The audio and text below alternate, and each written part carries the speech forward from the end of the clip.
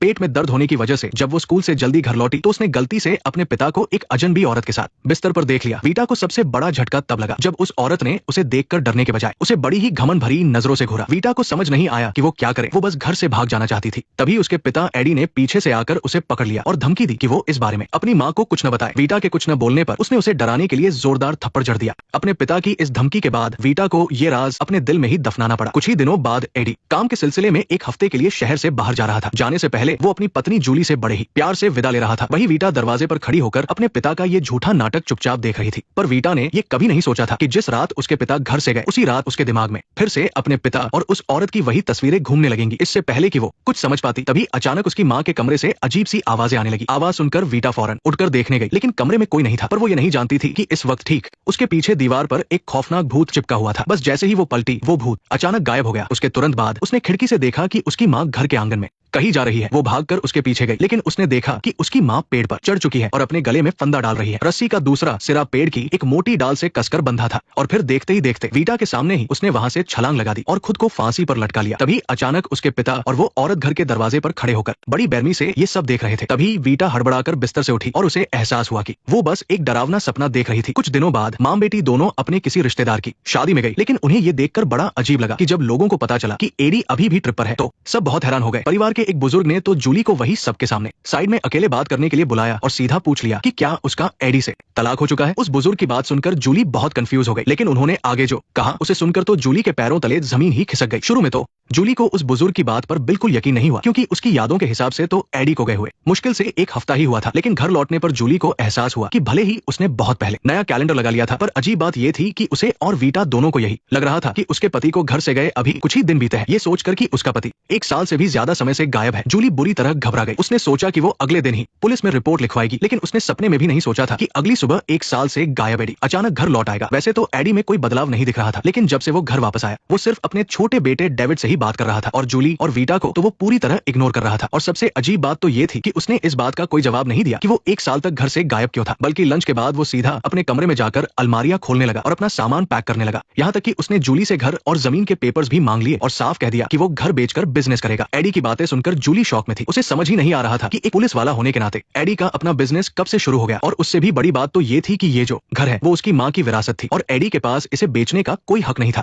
जाहिर है कि इसके बाद दोनों के बीच भयंकर लड़ाई हुई और आखिर में एडी गुस्से में अपने कुछ कपड़े लेकर घर से चला गया। अपने पति की इन अजीब हरकतों की वजह से जूली मदद के लिए एक तांत्रिक के पास गई और जैसा कि उम्मीद थी तांत्रिक ने घर में कदम रखते ही असली वजह बता दी। असल में जूली और उसकी बेटी को इसलिए पता नहीं चला कि एडी एक साल से घर नहीं आया है, क्योंकि उन दोनों पर सबुदा नाम का एक बहुत ही पुराना और खतरनाक काला जादू किया गया था। तांत्रिक की बात बिल्कुल सच थी। एडी पर काला जादू किसी और ने नहीं बल्कि उसी की लवर लीना ने किया था। एडी को अपने प्यार में पूरी तरह पागल करने के लिए लीना ने एक काले जादूगर की मदद से उस पर यह मंत्र फूंका था। इस जादू को करने के लिए लीना को लगातार 3 दिन और 3 रात तक ध्यान लगाना पड़ा था और वो अपनी जगह से जरा भी हिल नहीं सकती थी। और जब ये काला जादू पूरा होने वाला होता है तो कई सारे जहरीले जीव जादू करने वाले के पास आने लगते हैं। इनमें सबसे ज्यादा दिखने वाला जीव एक विशाल काला अजगर होता है। वो न सिर्फ दिखने में खौफनाक होता है बल्कि वो जादू करने वाले के शरीर से पूरी तरह लिपट जाता है। इस दौरान अगर जादू करने वाला जरा सा भी डर गया तो न सिर्फ जादू टूट जाता है बल्कि उसका उल्टा असर भी हो सकता है। पर जाहिर सी बात है कि लीना को ऐसा कोई डर नहीं सता रहा था। जैसे ही वो अजगर वहां से गया उसने गंदे खून से सने अपने हाथों को रगड़ते हुए जूली और उसकी बेटी की फोटो पर जादू कर दिया। ऐसा उसने इसलिए किया ताकि एडी को उन दोनों से नफरत हो जाए। इसके बाद लीना ने वही खून अपने चेहरे पर भी लगा लिया ताकि जब एडी उसे देखे तो उसे उसमें अपनी ही पत्नी नजर आए। इसी वजह से पिछले 1 साल से एडी किसी ट्रिप पर नहीं गया था बल्कि वो लीना के साथ ही रह रहा था। हालांकि तांत्रिक ने ये तो पता लगा लिया कि एडी पर काला जादू हुआ है, लेकिन उसके पास इस जादू को तोड़ने का कोई तरीका नहीं था। वो बस यही सलाह दे पाया कि जूली और उसकी बेटी हर रात एडी के लिए दुआ मांगे ताकि वो जल्दी से सही रास्ते पर लौट आए। पर किसे पता था कि उसी रात जब मां बेटी प्रार्थना कर रही थी तब जूली और एडी की शादी की फोटो पर अचानक से एक दरार आ गई। साफ था कि उनकी इस प्रार्थना की वजह से लीना को बहुत गुस्सा आ रहा था, लेकिन जूली ने कभी नहीं सोचा था कि ये सब तो बस एक शुरुआत है। लीना जल्द ही उससे बदला लेने के लिए कई खौफनाक चालें चलने वाली थी। एक दिन जब जूली अपने हेयर सैलून में काम कर रही थी तो अचानक उसे दुकान के अंदर बहुत तेज गर्मी लगने लगी, लेकिन अजीब बात यह थी कि बाकी स्टाफ को बिल्कुल भी ऐसा कुछ महसूस नहीं हो रहा था। इसके तुरंत बाद ही अचानक जूली की नाक से खून बहने लगा। ये देखकर जूली ने फौरन एक गिलास पानी भरा, लेकिन इससे पहले कि वो एक घूंट भी पी पाती उसने देखा कि पानी के गिलास में एक जहरीला काला बिच्छू था। वो इतना डर गई कि उसने झटके से गिलास को जमीन पर फेंक दिया। जब उसका डर थोड़ा कम हुआ तो उसने देखा कि जमीन पर टूटे कांच के अलावा वहाँ कोई बिच्छू नहीं था। तभी दुकान के बाकी लोगों ने जूली को बताया कि आजकल न सिर्फ दुकान में कस्टमर्स बहुत कम आ रहे हैं बल्कि एक और अजीब घटना भी हो रही है। वो ये है कि दुकान के दरवाजे पर अक्सर लाल रंग की मिट्टी दिखाई देती है और उससे भी डरावनी बात तो ये है कि हर बार साफ करने के बाद भी अगले दिन वो लाल मिट्टी फिर से आ जाती है। जूली को भी उस लाल मिट्टी को देखकर कुछ कुछ अजीब और खौफनाक सा महसूस हुआ, इसलिए उसने उस मिट्टी को पैक किया और तांत्रिक के पास ले गई। तांत्रिक ने जैसे ही मिट्टी को अपनी नाक के पास ले जाकर सूंघा, उसने तुरंत बताया कि ये कब्रिस्तान की मिट्टी है। तांत्रिक के मुताबिक इस तरह की मिट्टी को दुकान के दरवाजे पर फेंकने से इंसान का दिमाग खराब होने लगता है। ये सुनकर जूली के होश उड़ गए, क्योंकि वो तो हमेशा से सबसे बहुत अच्छे से पेश आती थी और उसने कभी किसी से दुश्मनी मोल नहीं ली थी। उसे बिल्कुल समझ नहीं आ रहा था कि आखिर कौन उसकी जान लेना चाहता है। इसलिए अपनी दुकान पर काला जादू करने वाले को पकड़ने के लिए जूली ने तय किया कि वो उस रात दुकान में ही रुकेगी। आधी रात होने पर वो मिट्टी फेंकने वाला रहस्यमयी इंसान सच में वहां आ गया, पर जूली ने सपने में भी नहीं सोचा था कि वो इंसान कोई और नहीं बल्कि उसका अपना पति एडी होगा। गुस्से से भरी जूली उससे आमने सामने पूछना चाहती थी कि वो उसे क्यों नुकसान पहुंचाना चाहता है, पर एडी ने उसके सवालों का कोई जवाब नहीं दिया, बल्कि उसके सामने ही अपनी लवर लीना के साथ वहां से चला गया। इस पल आकर जूली को सारी कहानी समझ आ गई कि उसके पति ने अपनी फैमिली को सिर्फ इस औरत की वजह से छोड़ा है। भले ही उसने बहुत पहले ही तांत्रिक से सुन लिया था कि एडी पर काला जादू हुआ है, पर फिर भी जूली अपने पति के इस धोखे को कभी माफ नहीं कर सकती थी। इसलिए अगली सुबह ही वो अपने दोनों बच्चों को लेकर सीधा एडी के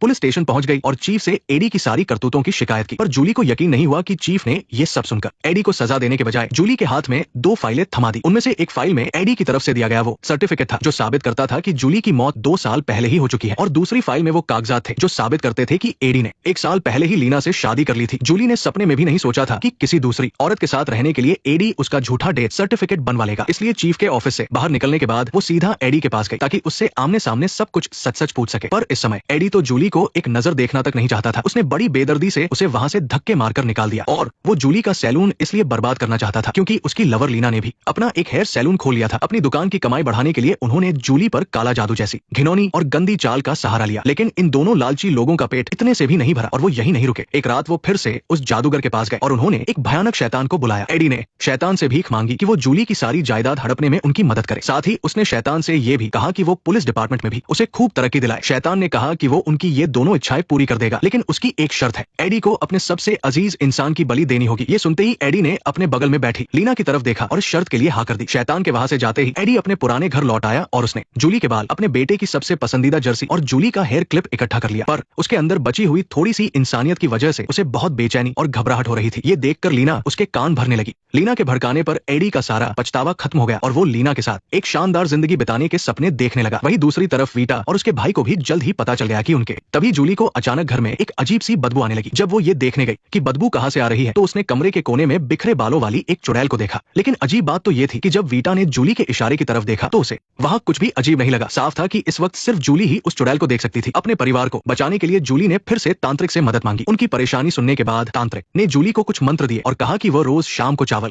पानी और सेंधा नमक मिलाकर घर के चारों ओर छिड़के और फिर उन मंत्रों का जाप करे। अगर वो कुछ दिन ऐसा कर ले तो मुसीबत टल जाएगी। लेकिन पहली ही रात जूली ने देखा कि आसमान में कुछ डरावनी रोशनियां उनके घर पर हमला करने की कोशिश कर रही है। वो बहुत डर गई थी, फिर भी हिम्मत जुटाकर वीटा के साथ मंत्र पढ़ने लगी। 7वीं रात तक आते आते वो रोशनियां सच में गायब हो गई, लेकिन दरवाजे पर ढेर सारे जहरीले बिच्छू आ गए। गनीमत थी कि तांत्रिक ने पहले ही बता दिया था कि बिच्छुओं पर नमक छिड़कने से वो भाग जाएंगे। लेकिन 13वीं रात को जब जूली अपना मुंह धो रही थी, अचानक उसे लगा जैसे किसी ने उसका गला दबा दिया हो और फिर उसने अपने गले से बालों का एक लंबा गुच्छा निकाला। इन अजीब घटनाओं ने उसे बुरी तरह थका दिया था। फिर भी जूली ने हिम्मत करके पूरा 1 महीना निकाल लिया। लेकिन एक रात जब जूली बिस्तर पर लेटी थी, अचानक उसके पेट में तेज दर्द होने लगा। अगले ही पल उसका पेट देखते ही देखते बहुत बड़ा हो गया। वीटा ने ऐसा पहली बार देखा था और वो पूरी तरह घबरा गई। मजबूरन जूली को वॉशरूम भागना पड़ा और मंत्र पढ़ते हुए उसने अपने पेट से कीड़े बाहर निकाले, तब जाकर उसकी जान बची। जैसे तैसे जब वो आखिरी रात तक पहुंचे तो जूली इतनी कमजोर हो चुकी थी कि उसमें बोलने तक की हिम्मत नहीं बची थी। हार मानकर वीटा फिर से तांत्रिक के पास मदद मांगने गई। पिछली बार की तरह तांत्रिक ने घर में घुसते ही समझ लिया कि उन पर किसी ने काला जादू किया है। फिर उसने वीटा से जूली को दूसरे कमरे में ले जाने को कहा और चाकू से जूली की चादर फाड़ दी। जैसा सोचा था उसके अंदर से कुछ सफेद थैलियां निकली जिनमें काली लोहे की कीलें और जूली के कपड़े रखे हुए थे। काले जादू का असर खत्म करने के लिए तांत्रिक ने उन सभी चीजों को जला दिया, जिसके बाद जूली की हालत सुधरने लगी। लेकिन जैसे ही जूली उस शैतान से आजाद हुई, वीटा के सामने एक नई मुसीबत आ गई। काफी समय से स्कूल की फीस न भरने की वजह से टीचर ने वीटा से कहा कि वो अगला एग्जाम नहीं दे पाएगी। ये सुनकर वीटा सीधा ब्यूटी पार्लर गई अपनी माँ से फीस के पैसे मांगने। लेकिन वहाँ उसे पता चला कि उसकी माँ आजकल पार्लर पर ध्यान नहीं दे पा रही थी, जिससे कस्टमर आना बहुत कम हो गए थे। इसलिए उनके पास पार्लर बंद करने के अलावा कोई रास्ता नहीं बचा था। अपनी माँ की परेशानी देखकर वीटा ने उनसे फीस के बारे में कुछ नहीं कहा। इसके बजाय वो सीधा अपने पिता के पास गई। उसे लगा कि भले ही उसके पिता माँ के साथ नहीं रहना चाहते, लेकिन वो उसके पिता तो है, उन्हें उसकी जिम्मेदारी तो उठानी ही चाहिए। पर किसने सोचा था कि एडी उसे अपनी बेटी मानने से ही इनकार कर देगा और उसे बुरा भला कहेगा। इससे वीटा का दिल बहुत दुखा। जब वो वहाँ से जाने लगी तो उसने अचानक देखा कि लीना भी एक ब्यूटी पार्लर चला रही है। तब उसे समझ आया कि उसके पिता ने न सिर्फ उन्हें छोड़ा बल्कि उसकी माँ का बिजनेस भी बर्बाद कर दिया, और ये सब सिर्फ इस औरत के लिए पार्लर खोलने के लिए किया गया। वीटा को सबसे ज्यादा गुस्सा तब आया जब लीना ने उसे देखकर झूठा दिखावा करते हुए उसकी माँ का हाल पूछा। वीटा ने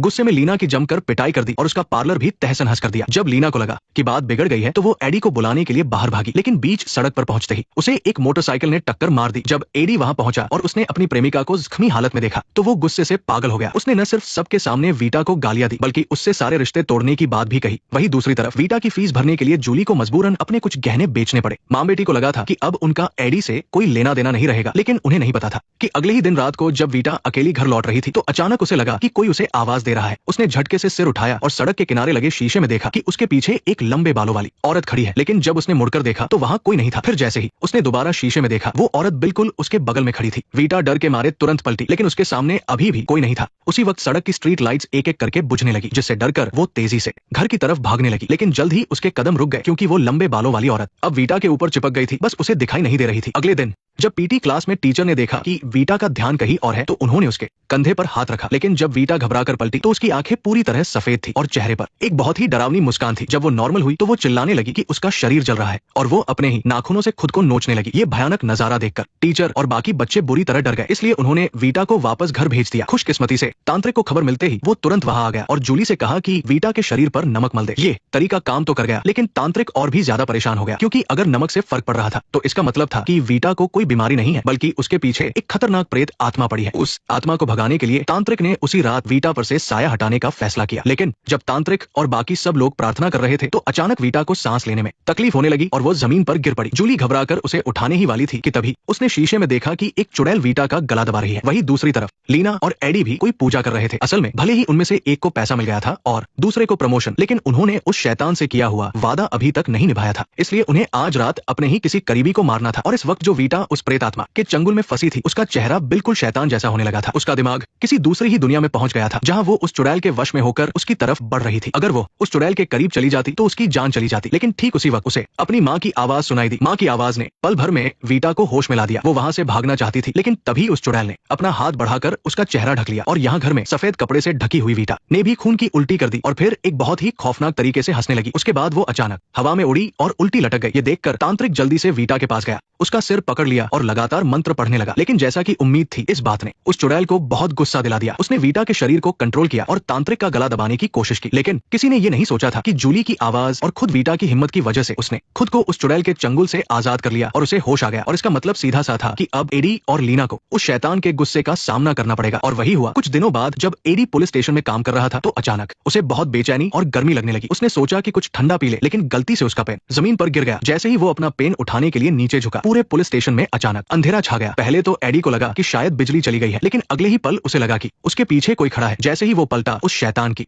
भयानक शक्ल देखकर एडी इतना डर गया कि वो पीछे की तरफ गिरते पड़ते ऑफिस से बाहर भाग गया। वहीं दूसरी तरफ अपने ब्यूटी पार्लर में कस्टमर के बाल बना रही लीना ने अचानक हैरानी से देखा कि उस कस्टमर के बाल जमीन तक लंबे हो गए हैं। जैसे ही उसने डरते हुए सिर उठाकर उस कस्टमर की तरफ देखा तो पाया कि वो भी एक शैतान का रूप ले चुकी थी। लीना ये देखकर जोर से चीखी और लड़खड़ाकर जमीन पर गिर पड़ी। इसके बाद वहाँ काम करने वाले बाकी लोग हैरानी से देखते रहे कि कैसे लीना एक कैंची लेकर बार बार अपने ही चेहरे पर वार कर रही थी। लेकिन सच तो ये था कि उस शैतान ने ही लीना का हाथ पकड़ा हुआ था और वो उसी से खुद को घायल करवा रहा था। और उधर शैतान से बचकर भाग रहा एडी जैसे ही सीढ़ियों के पास पहुंचा, उसके सामने अचानक शैतान आ गया, जिसे देखकर उसका पैर फिसल गया और वो सीढ़ियों से नीचे गिर गया। इसके बाद उसका क्या हुआ किसी को नहीं पता। 10 साल बाद उस शैतान के साए से पूरी तरह आजाद हो चुकी वीटा अब एक किंडरगार्टन टीचर बन गई थी। जूली का पार्लर भी अब पहले की तरह अच्छा चलने लगा था, यहाँ तक कि उसका भाई डेविड भी एक बेहतरीन फुटबॉलर बन गया था। लेकिन एक दिन काम के बाद वीटा अकेली गांव की तरफ गई और एक पुरानी और टूटी फूटी सी झोपड़ी के अंदर गई। उसका पिता एडी वहाँ एक कुर्सी पर बैठा हुआ था। असल में उस दिन सीढ़ियों से गिरने के बाद एडी अपाहिज हो गया था और उसकी प्रेमिका लीना का वो खूबसूरत चेहरा शैतान ने पूरी तरह बर्बाद कर दिया था। इसलिए अब उसे पूरी जिंदगी एडी के साथ यही गरीबी में गुजारनी पड़ रही थी। खैर जो भी हो, उसकी एक इच्छा तो पूरी हो ही गई कि वो जिंदगी भर के लिए एडी के साथ रह पाएगी। इस कहानी में भले ही एडी को एक औरत ने अपने काले जादू के जाल में फंसा लिया था, लेकिन जूली और उसकी बेटी के संघर्ष को देखकर ये साफ हो जाता है कि अगर आपके इरादे पक्के हों तो किसी भी जादू टोने से बचा जा सकता है। इसका मतलब है कि एडी भी चाहता तो लीना से पीछा छुड़ाकर अपने परिवार के पास वापस वापस आ सकता था, लेकिन इसके बजाय उसने लीना के प्यार में अंधे होने का रास्ता चुना, जिसकी वजह से उसकी हर एक गलती बढ़ती चली गई और आखिर में उसका ऐसा अंजाम हुआ जिसे बदला नहीं जा सकता। इससे पता चलता है कि कुछ गलतियां तो शुरू में ही रोक देनी चाहिए, वरना आगे चलकर वे सबको बर्बाद कर देती है। और जब तक इंसान को अपनी गलती का एहसास होता है, तब तक बहुत देर हो चुकी होती है। खैर, आज की कहानी बस यही तक थी। मैं हूँ आपका दोस्त, मिलते हैं अगले वीडियो में। नेक्स्ट पार्ट देखने के लिए वीडियो को लाइक करो।